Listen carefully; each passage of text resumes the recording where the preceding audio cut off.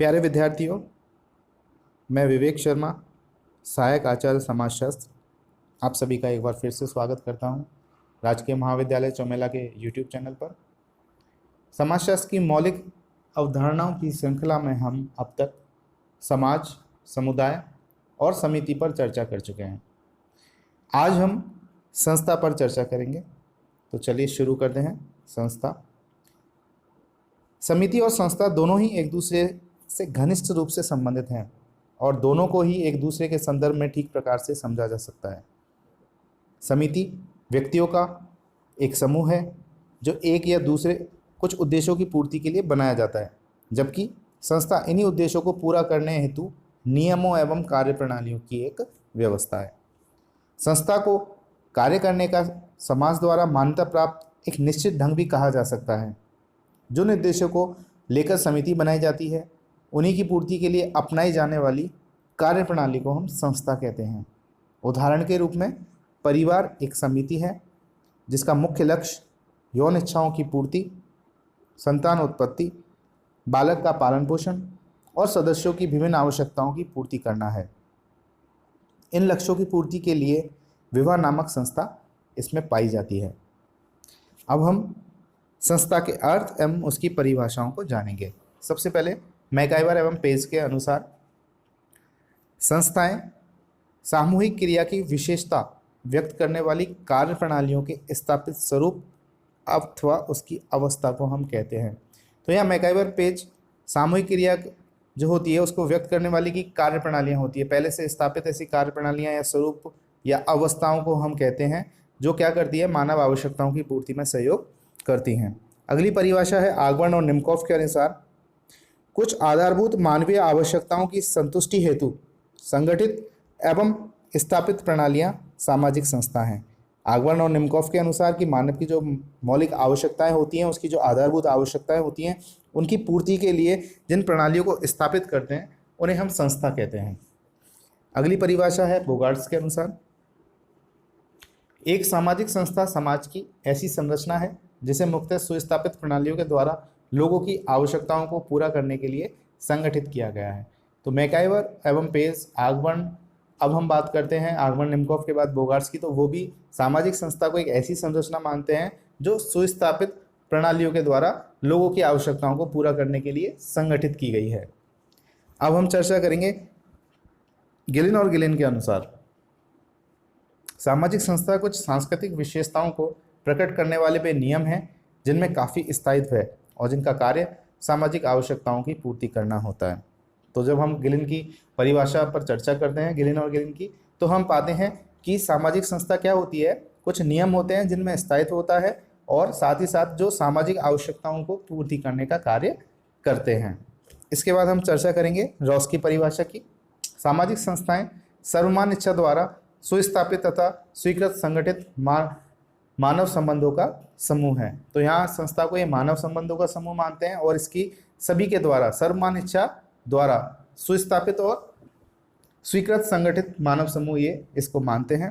अब तक हमने जितनी भी परिभाषाओं की चर्चा की उसके आधार पर हम यह कह सकते हैं कि सामाजिक संस्थाएं मनुष्यों की मौलिक आवश्यकताओं की पूर्ति के साधन के रूप में विकसित नियम, विधि विधानों एवं कार्यप्रणालियों का एक संगठित रूप है जो समाज के द्वारा मान्यता प्राप्त है।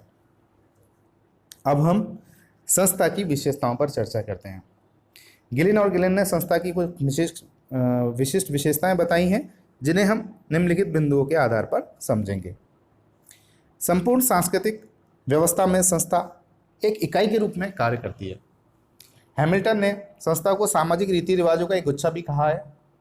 जब जनरीतियों, प्रथाओं और रूढ़ियों अधिक विकसित हो जाती हैं, जब इन्हें समाज द्वारा स्वीकृति प्रदान कर दी जाती है और जब इनसे संबंधित कार्य नियम बन जाते हैं, तो यही कालांतर में आगे चलकर संस्था का रूप धारण कर लेती है। नियमों व कार्यप्रणालियों की व्यवस्था। संस्था व्यक्तियों का समूह नहीं होकर नियमों एवं कार्यप्रणालियों की एक व्यवस्था है। नियमों तथा कार्यप्रणालियों को विचारों, जनरीतियों, प्रथाओं, रूढ़ियों, लिखित व अलिखित कानूनों आदि के रूप में देखा जा सकता है। संस्था की अगली विशेषता है इसकी अमूर्त प्रकृति। चूंकि संस्था व्यक्तियों का समूह नहीं होकर नियमों व कार्यप्रणालियों की एक व्यवस्था है, अतः इसे मूर्त रूप में नहीं देखा जा सकता। इसकी प्रकृति अमूर्त है और यह व्यक्तियों को अनेक रूपों से प्रभावित करती है। संस्था की अगली विशेषता है अधिक स्थायित्व। संस्थाओं का विकास एक लंबी अवधि के बाद होता है और वह भी उस समय जब कार्य के विशिष्ट तरीके अपनी उपयोगिता प्रमाणित कर देते हैं। इसी कारण संस्थाएं काफ़ी लंबे समय तक चलती हैं। इनका शीघ्रता से विनाश नहीं होता। उदाहरण के रूप में सैकड़ों वर्षों से चली आ रही जाति व्यवस्था का अस्तित्व भारतीय समाज में आज भी बना हुआ है। एक या अनेक सुस्पष्ट उद्देश्य। प्रत्येक संस्था के एक या कुछ निश्चित उद्देश्य होते हैं। ये उद्देश्य प्रमुख मानवीय आवश्यकताओं से संबंधित होते हैं। उदाहरण के रूप में विवाह की संस्था के कुछ सुस्पष्ट उद्देश्य हैं, यद्यपि विभिन्न समाजों में इनमें कुछ अंतर अवश्य पाए जाते हैं। सांस्कृतिक उपकरण। प्रत्येक संस्था से संबंधित कुछ भौतिक एवं अभौतिक उपकरण होते हैं जो संस्था के उद्देश्यों की दृष्टि से उपयोगी होते हैं। उदाहरण के रूप में भवन, फर्नीचर, औजार, मशीन आदि संस्था के भौतिक तथा विचार, आदर्श, मूल्य तथा कार्यप्रणाली आदि अभौतिक उपकरण हैं। हिंदू समाज में होमवेदी, मंडप, कलश, धूप, नवेद, चावल, जप तथा मंत्र आदि विवाह संस्था से संबंधित भौतिक एवं अभौतिक तत्व हैं। अगली इसकी जो विशेषता है वो होते हैं संस्था के प्रतीक। प्रत्येक संस्था का अपना एक प्रतीक होता है जो कि भौतिक अथवा अभौतिक हो सकता है।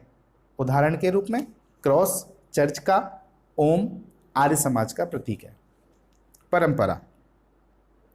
प्रत्येक संस्था की कुछ लिखित या अलिखित परंपराएं होती हैं जिनके द्वारा व्यक्तियों के व्यवहार पर नियंत्रण रखा जाता है। ये परंपराएं लोगों के व्यवहार में अनुरूपता या समानता लाने में भी योग देती हैं। अब हम संस्था के कार्य महत्व पर चर्चा करेंगे। संस्था का सबसे महत्वपूर्ण कार्य है मानवीय आवश्यकताओं की पूर्ति एवं कार्य की दिशा। प्रत्येक संस्था का विकास किसी न किसी मानवीय आवश्यकता को लेकर होता है। इसी कारण संस्थाओं को मानवीय आवश्यकताओं की पूर्ति के साधन के रूप में देखा जाता है। शिक्षण संस्था, विवाह संस्था एवं परिवार नामक संस्थाएं मनुष्य की कुछ प्रमुख आवश्यकताओं की पूर्ति करती है। व्यक्तियों के कार्य को सरल बनाती है। संस्था मानव व्यवहार के सभी आचरणों को एक सुव्यवस्थित रूप में प्रस्तुत करके यह स्पष्ट करती है कि व्यक्तियों को क्या कार्य करना है अथवा उनके कार्यों की दिशा क्या होनी चाहिए। इस प्रकार संस्था कार्य करने की एक निश्चित विधि या प्रणाली का निर्धारण कर देती है। व्यवहारों में अनुरूपता। संस्था से संबंधित एक निश्चित कार्यप्रणाली, कुछ नियम एवं परंपराएं उससे संबंधित होते हैं। व्यक्ति अपनी आवश्यकताओं की पूर्ति के लिए इन्हीं का सहारा लेता है। जब एक समूह के लोग अपनी कुछ विशिष्ट संस्थाओं के नियमों एवं परंपराओं को ध्यान में रखते हुए व्यवहार करते हैं तो उनके व्यवहार में अनुरूपता या समानता होना स्वाभाविक है। व्यवहारों पर नियंत्रण। संस्थाएं सामाजिक नियंत्रण का प्रमुख साधन है। प्रत्येक संस्था व्यक्तियों के कार्य की दिशा अथवा व्यवहार का एक तरीका निश्चित कर उन्हें उसी के अनुरूप कार्य करने का आदेश देती है। परिवार और जाति नामक संस्थाएं हजारों वर्षों से अनेक रूपों में अपने सदस्यों के व्यवहार को नियंत्रित करती रही हैं। संस्कृति की वाहक। संस्था संस्कृति को एक पीढ़ी से दूसरी पीढ़ी को हस्तांतरित करने का महत्वपूर्ण कार्य करती है। संस्थाओं के माध्यम से ही संस्कृति की रक्षा होती है, उसे स्थायित्व प्राप्त होता है। परिवार संस्कृति के हस्तांतरण का एक प्रमुख साधन है। स्थिति एवं कार्य का निर्धारण। संस्था व्यक्ति को स्थिति यानी कि पद प्रदान करती है और उससे संबंधित कार्य अर्थात भूमिका का निर्धारण करने में भी महत्वपूर्ण भूमिका निभाती है। विवाह संस्था के द्वारा एक पुरुष को पति और स्त्री को पत्नी की परिस्थिति प्राप्त होती है तथा साथ ही इनसे संबंधित कार्य भी निर्धारित किए जाते हैं। सामाजिक परिवर्तन में सहायक। संस्थाएं प्रकृति से ही रूढ़िवादी होती हैं और इनमें शीघ्रता से कोई परिवर्तन नहीं आ पाता है, परंतु परिस्थिति के बदल जाने पर परिवर्तित परिस्थितियों के अनुसार संस्थाओं में बदलाव आना आवश्यक हो जाता है। ऐसी दशा में संस्थाएं बदलती हैं। समय के साथ साथ संस्थाओं को बदलने का प्रयत्न भी किया जाता है, जिसके परिणाम स्वरूप सामाजिक परिवर्तन संभव हो पाता है। तो विद्यार्थियों, आज हमने संस्था का अर्थ, उसकी परिभाषा, उसकी विशेषताओं और उसके महत्व पर चर्चा की। मैं उम्मीद करता हूँ कि आपको संस्था अच्छे से समझ में आई होगी। आप अभ्यास प्रश्न के रूप में संस्था को परिभाषित करेंगे व इसकी विशेषताओं का वर्णन करेंगे। धन्यवाद।